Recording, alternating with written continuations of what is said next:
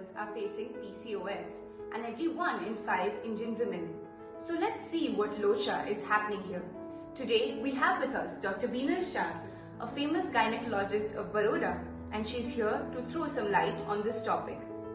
In a normal ovary, a single egg develops every month and is released, whereas in a polycystic ovary, multiple immature follicles develop every month and may or may not release an egg. You are right, Dr. Twisha. But then just seeing polycystic ovary on sonography doesn't diagnose or doesn't mean that you have PCOS. You need to have certain symptoms and certain tests to qualify or diagnose you as a case of PCOS. Okay, doctor, please tell us what are the problems or symptoms that a PCOS patient has. Right.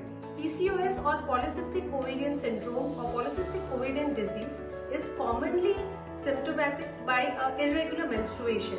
The female may have scanty menses, irregular periods, or even no periods. Another common symptoms of PCOS are excessive pimples or oily skin, acanthosis nigricans, that is a hyperpigmented and thick velvety skin in the underarm and the nape of the neck. So these are the common symptoms. Again, hirsutism, that is having unwanted facial hair, like having hair at places you don't want, like the upper lip and the chin, and losing the scalp hair is again a common symptom of PCOS. 80 to 90% of patients of PCOS are obese and they have difficulty in losing weight, but 10% may be lean PCOS as well.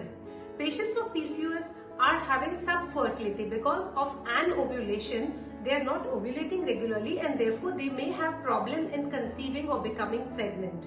Again, a very important pathophysiology of PCOS is insulin resistance, and that is why a person of PCOS has more tendency or risk of developing diabetes in future.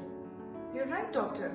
There is a rise in cases of PCOS patients as there is an increase in the high risk factors.